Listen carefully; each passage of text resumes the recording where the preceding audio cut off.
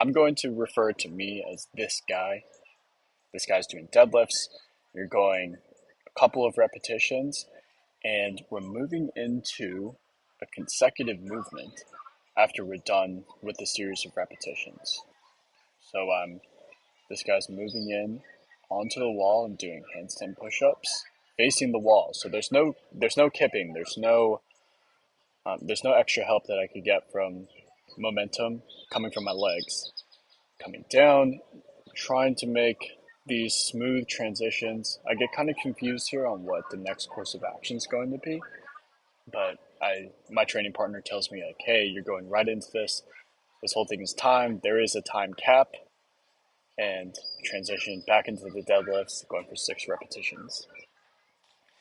And notice the way that this isn't necessarily right, but I'm shrugging at the top of this deadlift. That's just from a little bit of habitual, like Olympic weightlifting style clean deadlift. So these aren't textbook deadlifts, but I'm definitely getting the job done.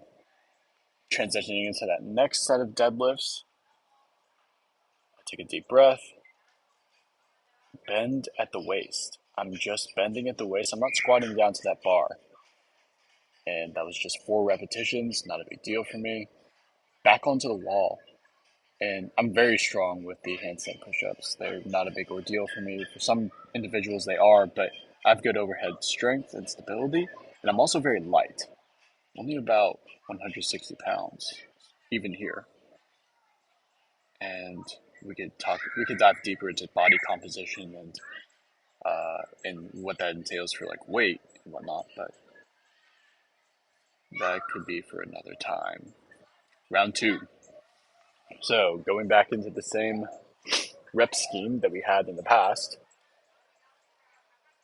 going for 8 repetitions. Just smoking and joking here. Not too worried about when this is going to start.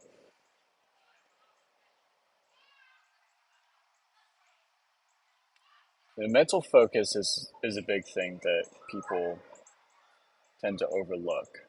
Being able to just take a breather, drop into that parasympathetic response, right? Where we're breathing through our nose. If you're a follower of this channel, you should recognize that I'm a practitioner of the things that we're teaching. So when I'm off in my resting intervals, you can't see me right now, but I'm prioritizing nasal breathing. I'm not deviating from that. Not if I'm tired. Going into that bend at the waist, it's not dramatic. It's not dramatic, guys. I'm keeping that bar path as close to vertical as I can possibly get it. That bar stays close to my body the entire way through. I'm going to be rubbing my shins just a little bit,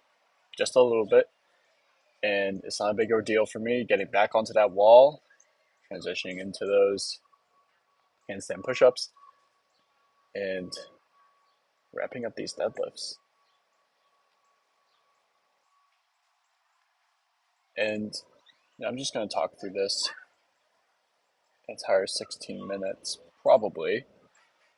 It depends, but give you guys something to listen to while I go through these. On my last video, I didn't have a voiceover. Maybe it'll help with retention to speak over this just a little bit. As you noticed, I did include an intro with a little bit of piano music. If you guys are interested, you could drop in the comments like what type of music that you would like to hear for the intro. I do like calming effects, calming special effects. You know, we as much as like physiology and maximizing like your capability with physiology is very much a sympathetic response.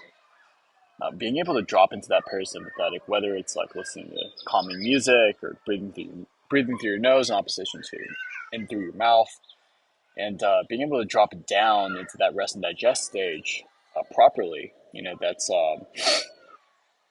we can dive into the conversation of heart rate variability, individuals who have better control of their heart rate variability, where they could drop into that lower heart rate zone um, with a in a very quick and almost like spontaneous fashion.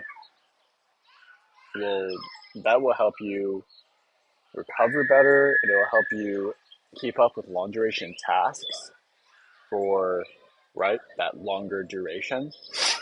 So yeah, that's something that you guys should definitely think about, and probably something that I can make a video over is like, yeah, how do I drop into that parasympathetic response? Why should I?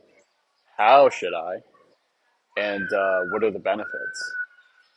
If you'd like to see some of that, um, like the biggest thing is like the nasal breathing. The nasal breathing physiological tool. Um, Nasal breathing and breath control. Breath control really boils down to like how well conditioned you are. If you're not efficient at taking in oxygen at high amounts, and like your respiratory system just can't keep up with how many how many respirations that your body needs in order to properly perfuse the entirety of the human anatomical system, then you're gonna have some problems there. So first it starts with conditioning, and like, are you doing your long bouts of zone one and zone two, a little bit of zone three cardio, where you can hold an elevated heart rate, not too elevated, not too high, but a slightly elevated heart rate from like 120 to 145 beats per minute, depending on who you are, how old you are, what type of athlete you are, how experienced of an athlete you are. That's like, these are all things to take into consideration. Anyways, this Metcon is wrapped up, and um, we're saying our hellos to somebody who just dropped in, and a really interesting ordeal. There's a sense of camaraderie that comes into working out and whatnot. So we're transitioning into our next phase, which is gymnastics accessories. And do you like these transitions, guys? Very interesting. So these couple of movements. This is a 8 minute long. This is an 8 minute long series right here, where we're really just getting our toes to that bar, practicing that kip, swinging properly. Notice that we have like hand protection on. I wasn't a big fan of hand protection when I first began, and as you can see, when I grab this bar, I'm not wearing hand protection. Um, but gradual wear and tear from just holding onto this bar, especially if you have a very significant hip, you you could start to get some peeling of the calluses, and that's a very painful ordeal to have to train through. So I recommend, if you're going to be doing gymnastics movements, especially if you're doing a lot of repetitions over and over again for multiple sets, go ahead and use some hand protection and some chalk. It's always a good idea. So next, we're going into these muscle ups. A good friend of mine, he's a Masters Games athlete. Um, Doing his muscle ups, he's incredibly good at all of these gymnastics movements. It's probably his strong suit. Um, in older age, it's become his strongest suit. In the past, it probably would have been his one rep max capability. And there's me, little old me. I'm only 160 pounds, so it's not too difficult to get myself up onto this bar. So just making sure I have pretty significant kip. I'm bringing those knees up to my nipples. Notice I'm not taking my feet. I'm not taking my feet up into that bar. It's really those knees that are coming up into my chest, right? So one thing to take in mind is there are rules in CrossFit, and you try to adhere to them when you're training. It makes training Makes training, it gives training a little bit of, some parameters of purpose.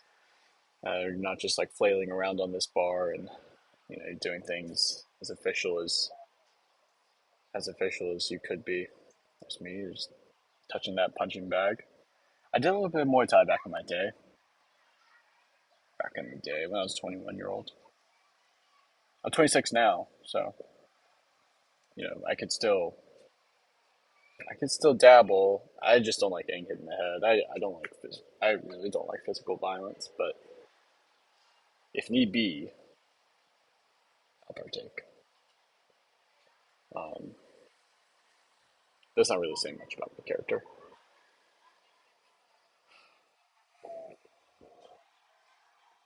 All right, we got another set of Tota bars. The abbreviation for these are T2B, T, and then number two, B. If you're just trying to write that down on a chalkboard or a whiteboard, it's a convenient way to do things. And right, finishing mine up. These are quite easy for me and not a big deal. Just comes down to being light and a little bit agile. Got some coordination going on there, and some muscular endurance. Not not a heavy ordeal. Not for someone like me. What is difficult is picking up that barbell to, to do those deadlifts. Deadlifts don't really come easily to me, and strength movements, all out physical efforts tend to be not so much fun for me. Um, yeah, this was taken a couple of months ago. No, actually, maybe a couple of weeks ago, and it's just been sitting dormant in my iMovie. I intended on just like clipping these up, and I think there is a small clip on my shorts, but I wanted to start doing some long form stuff again, and the physiology lessons are fun to do. It's just that if you follow my Substack, you'll see that I'm keeping up on that platform. Don't necessarily want to read the scripts as much as I did in the past, even though I think they're very significant, and they're a big reason why you know I'm they're a big reason why I keep doing the things I'm doing. I'm currently a college student, um, and it's important, especially to keep your reading skills sharp, to read challenging academic, peer-reviewed studies, and distill the information, take away what you think is significant, and implement that into your everyday life. Anyways, I had fun chatting with you guys. I'm gonna cut this early, the audio at least, and you guys can watch the wrap up if you want. Have a good day. There's a thank you at the end of this if you want to stick around for that. But for the most part, I'm gone. I'm done. I'm good on commentating. Thank you. More to come as long as I keep training. I'm gonna do like some specific bodybuilding stuff um, in this coming season. Something that's a little bit less like neurologically, physiologically draining.